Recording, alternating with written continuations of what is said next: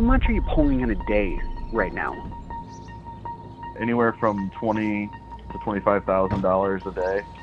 And lifetime, you've done, what, 10? Yeah, lifetime revenue is over $10 million. It's incredible. And to think just 4 years ago, this now booming business of yours, this all started, what, in the basement? Yeah, started in the basement. Single head embroidery machine, newborn baby, in a rocking chair. Okay, this is Robert. Take one. Okay, let's go back to the beginning of where the story begins. What was the inciting event? What was the big bang to all of this? Yep. I was making car designs on t-shirts. So actually, I can rewind a little bit more. I started seeing in my newsfeed on Facebook these guys telling me I can make money online. I think the biggest trend and opportunity of 2017. I was very intrigued by it. Like at that time, I'm a software engineer. I'm building websites. I know how all of that works, and I have the tools to execute something online, e-commerce wise, pretty easily to make money. I was always looking for more. I was never satisfied with just my 9 to 5. The driving force for me to make more money back then, and ever since I've graduated college and got my first job, is the obsession with cars and wanting very nice cars and cars that I couldn't actually afford, and overextending myself and getting the next car that I wanted. If I was ever at a point that I couldn't afford the car that I wanted, I made a career change or did side work, made money some other way that I could actually afford that car. And at this point in my life, I had like my wallpaper on the background of my computer was a Lamborghini Gallardo. And that was the car that I absolutely wanted to have. I think in 2017, my wife, actually we were in Colorado, and she surprised me with a rental, a Lamborghini rental, where you can take it and drive it through the mountains of Colorado. Driving the convertible Gallardo through the mountains and hearing the engine and just cruising through those mountains, like they let you go fast too. It was pretty cool. I was more hooked than I had ever been. Now, fast forward 4 years later, I finally get the car, but that's a whole whirlwind that we'll get into with this story. And there's a whole other whirlwind that we'll get into this story, why I waited 4 years to actually buy the car. I was getting bombarded with these ads, which it's kind of funny. One of their targets might have been people interested in Lamborghinis, because I remember specifically seeing the Ty Lopez in my garage commercial. Here in my garage. Constantly with the Lamborghini in the background. And I'm like, yeah, I want that car too. Come on, Ty Lopez, teach me how to do it. I got myself a Black Friday Thanksgiving present. And I started getting sucked into the guru stuff. I never actually paid or did anything, but I'd always click the link and I would read their entire 14-page long funnels to get me to give them money to go to their webinar. You can see I buy them right here for $1.85 each in bulk, and I sell them on Amazon individually for $34.99, which I saw right through it. I knew all they were trying to do was just get my money. But I did at least see some of the stuff that they were talking about. But the fact that I was seeing those ads on the internet and getting compelled by it, I knew that that was something that was a very easy way to market something through e-commerce. I stumbled across a website where you could upload your own graphics to t-shirts and sell them, and they would print and ship the shirts for you. And since I like cars, I was in tons of groups on Facebook across all the different car segments. So there'd be like 80,000 people who like Mustangs, 100,000 people who like Corvettes. And I would go out and create these overly generic designs that I wouldn't get in trouble for trademark infringement or anything that was pertained to like a Mustang group. And I would upload the logo and post it on the website, and then I'd go take the link from the website and post it in that Facebook group, and I would get 100 people to buy the shirt. And after doing that for a month, I had actually reached out to one of my friends, because his mom owned an embroidery shop in St. Louis, and I just got some pricing on what it would cost to get some hats made. And they sent me the pricing, and I was like, holy crap, like there's a lot of room here margin-wise for me to make a decent amount of money selling these hats myself. So then I got to work, built a website, The first website was actually just a Shopify site, threw my designs on there, and I sold 100 hats in like the first night of posting them. And then I placed the order with my friend's mom. She stitched them, I picked them up, and I went home and I boxed up 100 separate hats and sent them out to the people that bought them. And after that, I instantly knew this was a business that I could actually pursue and do myself. I decided to get my own machine and do the actual stitching of the hats myself, because then I'm cutting out the middleman and increasing my revenues, increasing my margins on the hats, and paying myself, well, not even paying myself, but allowing me to keep more money than paying someone else to do it. After I got my first machine, I think I posted it to Facebook, and someone that I knew on my Facebook had a business, and they ordered like 100 hats. And I sat there and I ran all 100 hats for one person. And it was kind of a huge eye-opener to me that I was spending all this time doing 100 hats for 100 separate people and boxing them all individually and taking them all to the post office and all of that. And then I had this one order for one person that was 100 hats. And that was a key turning point in the business to where I immediately pivoted and I started building out an ordering process that was very simple. I basically went out and I looked at all the competition for a bulk ordering model that was currently on the internet. And all of the ordering processes were all quote based and annoying, and like you couldn't actually see the prices of the hats. You couldn't just go to the website and buy something. You almost always had to call or email or submit a form to get a quote. And I was like, no one's gonna do this. So I sat down and I thought of an easier way to order hats, and I built that process. And then that's when I started running my own Facebook ads to get business owners to go to my website and order their hats in bulk. And bulk for us is like, we want people to buy 12 hats. It's not like we're buying thousands of hats. And I was seeing success with that. I was getting sales from businesses via Facebook advertising, not even really knowing what I was doing on the advertising, but it was actually working. And that was a huge turning point. So then after I started getting these larger orders, I was like, well, I need to get a 6-head embroidery machine because I can stitch 6 hats at a time versus 1 hat at a time. So then I overextended my personal credit again and went and bought a 6-head embroidery machine, which at the time was like $35,000, $40,000, I think, and put that in my garage and then the basement of our second house, and stay up till 3 or 4 in the morning stitching hats every night. And that was basically where the business started.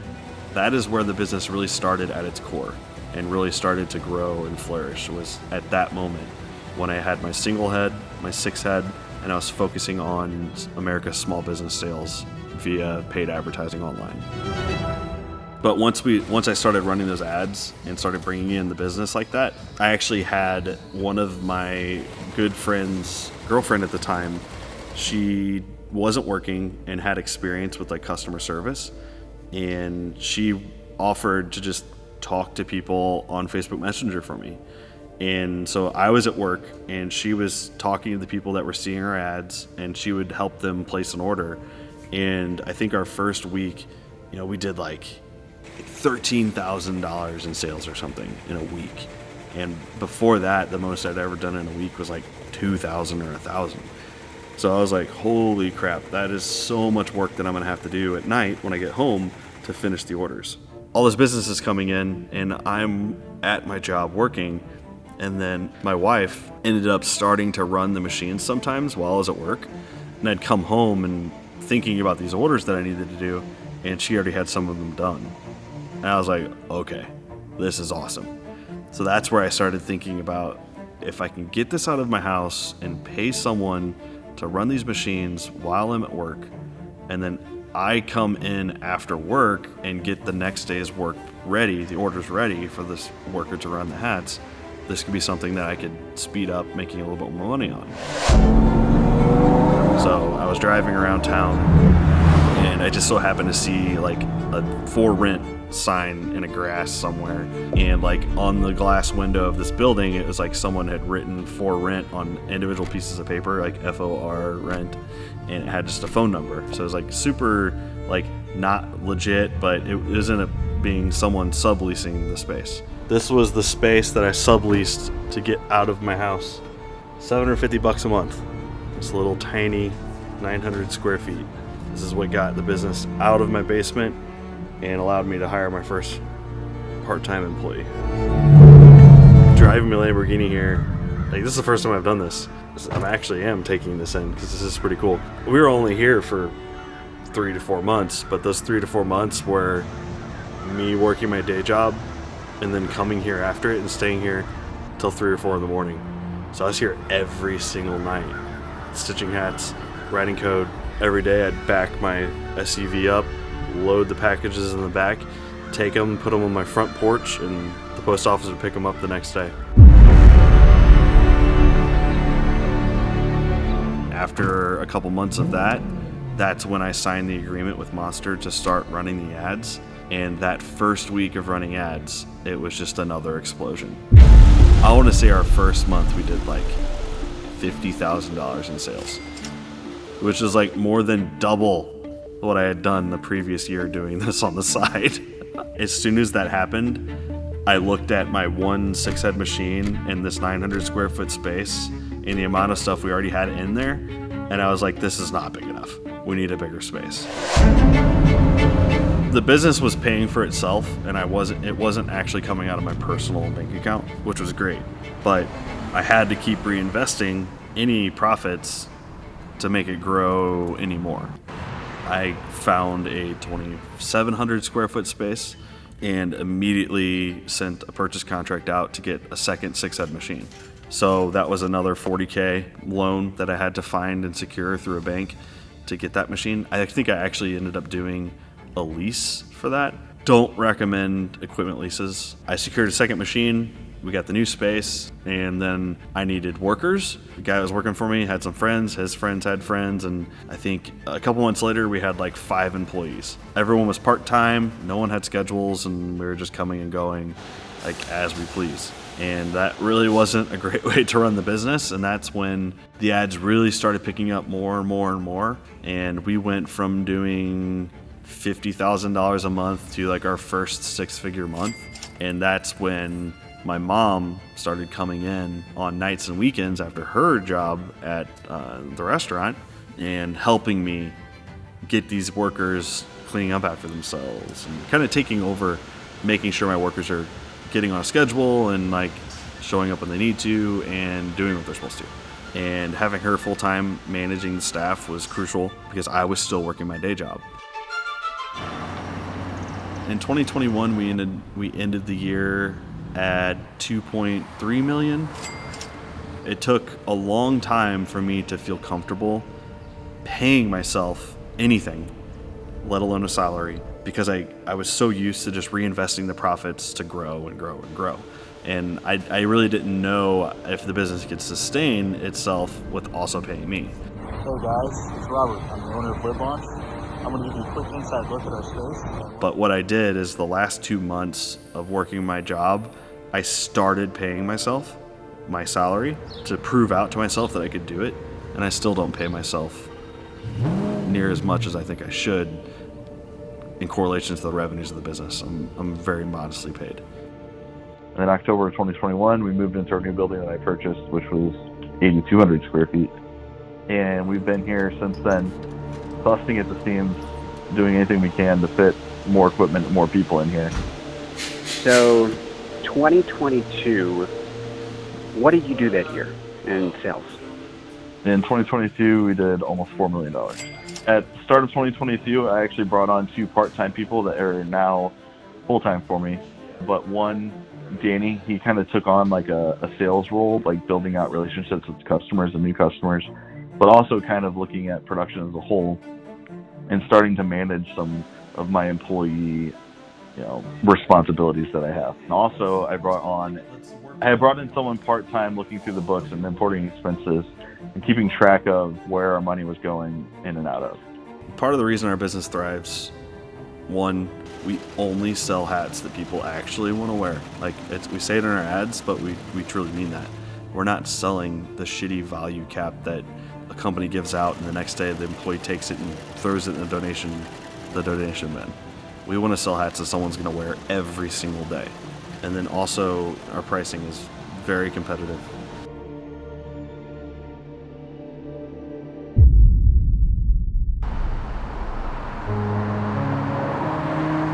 All throughout the past 4 to 5 years, it's been just a constant roller coaster of growth, and you run into a wall where you've got too many orders, you don't have enough space, you don't have enough inventory, you don't have enough machines, you don't have enough workers, and you get past that hurdle. So we've moved 4 times in 2 years. That's a huge pain in the ass, but we're working on moving again into this space. This big building. I never in a million years would expect that I'd be doing this right now, like at the level it is, and doing it without having a 9 to 5. We're gonna hopefully close out the year at close to 10 million in revenue. But just 4 years ago, this was me sitting in my basement, falling asleep in a machine at 4 a.m., stitching a hat, dreaming of this point. I'm definitely a very resourceful person. I'm also willing to go into something without even having the resources and scraping together whatever the heck I can and just making it work. And by just agreeing to do it or getting in over my head doing it, I'm going to push through and make it happen one way or another because I can't fail. This car is 5 years of hard work, and it's also a kind of a trophy for myself of accomplishing a goal. And the goal was to get it. And it turned into something way more than I thought it would to end up with it, but that's also cool too. I've built something that could potentially get me more of these if I want more. Remember when I picked it up and just started driving it home on the interstate, I actually started crying because I had waited for that moment for so long and wanted it to happen for so long, and the fact that I did it entirely on my own, well, with help from others, employees and whatnot, but it was very rewarding. There's tons and tons and tons of stress that comes with this. I've got over 30 employees that rely on me, solely me, to make their money and provide for their families. I've got millions of dollars of equipment. I've got a building. I've got so much overhead monthly bills to keep this place running that it's very frightening, and how fragile a business actually is once it's up and running, and how one event or thing can actually make it all come tumbling down. There's so many times in growing this thing that I've tried to reach out to other successful people, and it's actually kind of funny because I still don't think I'm uber successful, but now I'm the guy that some people are reaching out to, like sending me emails, DMs, like to get advice from me. So it's really funny to see how now that's happening to me. But I was that guy at one point where I was reaching out. It's like, because I just thought, like, if I could just talk to that one person and get their advice on this one problem that I'm having, then I could get through it and just, keep running and pushing harder and harder and harder. But in reality, I'm really glad that none of those people ever responded, because it forced me to do it completely on my own. And that is when you really learn the most, is when you figure something out on your own and do it on your own, and not only learn the most, but it is the most gratifying in the end when you actually do it yourself. Instead of just getting it handed to you on a silver platter, you come out so much stronger. And the next time you go to face something that you don't know how to solve, you know that you've done it before, and you can go into it with confidence, knowing that if you just work hard, you're going to figure it out. And that's the whole thing with starting a business. It's like, just start. You're not going to know what you're doing. And if you try and wait until you know everything about everything, you're never going to get anything done. At the time that I started my business, my personal financial situation was garbage. Like, I had lots of credit card debt. I had lots of car loans. Like, at any point in time, I didn't have more than $1,000 in my checking account. The machines I bought at the beginning, everything that I bought at the beginning was either on a personal loan through my personal credit or credit cards. You just got to keep pushing forward and keep growing and keep executing at a high level. And if you do, I promise you the universe will provide, because it does. And it comes in and you'll get a safety net thrown your way when you never thought it would be possible. It just ends up happening. I promise it will. There's so many little things that happened and happened for a reason to get this to where it is, that I can sit here and just list off every 3 months something that amazing has happened while growing to this point. And as the things get bigger and bigger, these bigger things start happening where you're like, holy cow, holy cow, holy cow.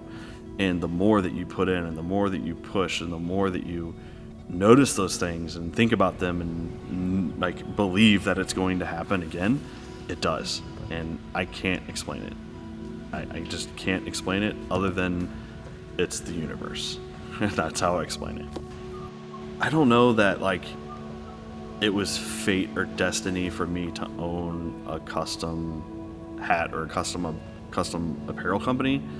I would say that it is destiny and fate for me to take my skills in design and software engineering and my technical ability and applying that to something.